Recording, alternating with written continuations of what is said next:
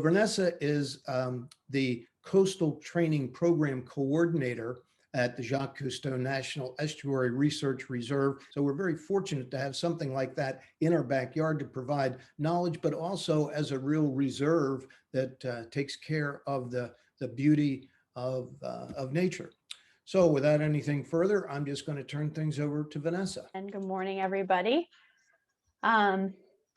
So the idea behind this presentation is really that whether you're here, just for a weekend each summer or all year round, flooding impacts everybody. So today, I hope you'll get a better understanding of why flooding happens and also how you can minimize its impacts. So we talked about knowing your surroundings. Next, I'm going to talk a little bit about what you can do to decrease the impacts of flooding, both on your property and on your neighbor's property. You know how to assess your flood risks, you know when it's coming, but what can you do to minimize those impacts? Okay, so I call this living with the water. And it kind of comes back to that idea of accepting change. We know the water's there. We know it's going to rise sometimes. How can we live our lives so that we're living with it instead of always fighting against it? One of the most important things you can do is follow building regulations when you're making updates to your property. We regulate development in flood areas, basically because we want to protect your property from flood damage and also make sure that what you do on your property doesn't increase flooding or cause flooding problems for your neighbors around you. We actually have some of the most stringent standards for construction in flood hazard areas in the country. And then in addition to the state rules, there's also local building regulations. So do these regulations affect you? Well, they regulate activities within high flood risk areas. And if you live on LBI, you're in a high flood risk area. And so yes, they affect you.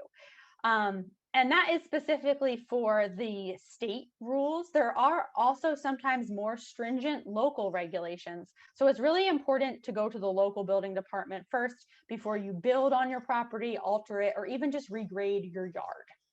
Another thing that is regulated is impervious surface. And that brings me to my next thing, which is this idea of letting the rain sink in so that it doesn't have to wash into the streets and overload the stormwater system.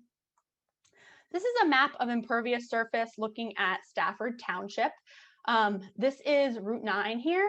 This is the Parkway. So this is this whole area with ShopRite, etc. Over here's Target and Stafford Park. And so this is showing the change in impervious surface from 1986 until 2015. The darker the purple area and the more purple area shows a higher percentage of impervious surface on that property parcel. And so what you see is there has been a drastic increase over this time span. The problem is this: if the rain can't sink in, it has to run off somewhere else, and that means more flooding. So what can you do? An easy fix is to limit impervious surface in your yard. The Jersey Friendly Yards website is a really, really good source of information about how to do this. Surfaces that you could use instead of just regular pavers or concrete. And some of them are really aesthetically pleasing. But I think letter C is really pretty. D is really pretty, especially if you like kind of a natural look. And so when you're thinking about getting that paver driveway, choosing a permeable surface makes a really big difference. I think something we've seen across all shore towns is people are switching over from typically just having river rock in their yard to entirely paved area. Collectively, when many, many houses are doing that, it really does increase the amount of runoff and the amount of water that those stormwater systems have to process. You can also prepare your home when you know a storm's coming, or in advance of a storm.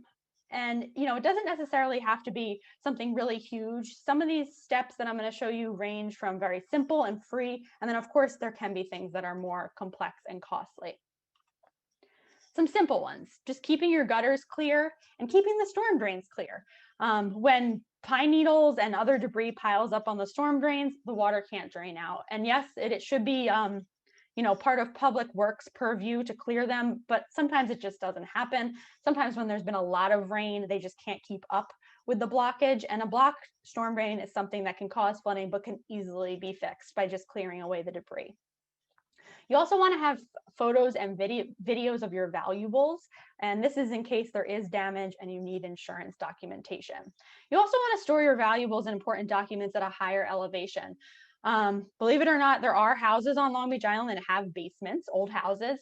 And so you obviously don't want to have anything important down there that you don't want to get wet. Just move it up to the second floor.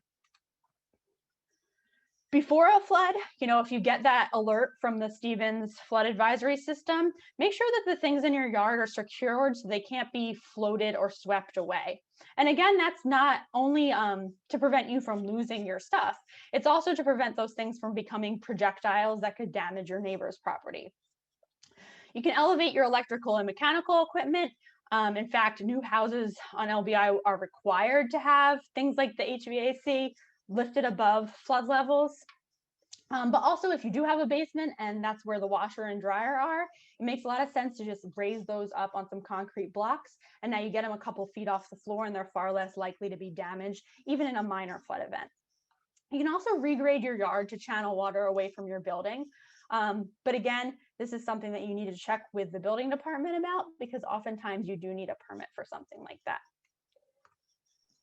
So beyond those kind of minor things you can do, if flooding is happening often, there's always the option of elevating your home. And I think we're all pretty familiar with this. We've seen a ton of it after Sandy. And of course, new homes are required to be built elevated to prevent flood damage. The one thing to think about with home elevation is, if you're thinking about a long-term investment, even if your house is raised, if your road is flooded and you can't pass, it's something you need to think about.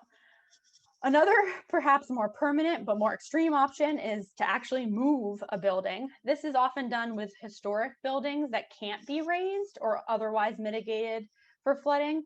And it may seem extreme now, but as sea level rises, it could happen more and more often when people just pick up their house and move it to a truly safer location.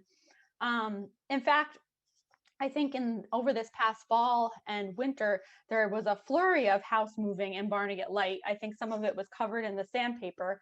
And they weren't moving those houses for flooding purposes, but it shows that it can be done relatively easily.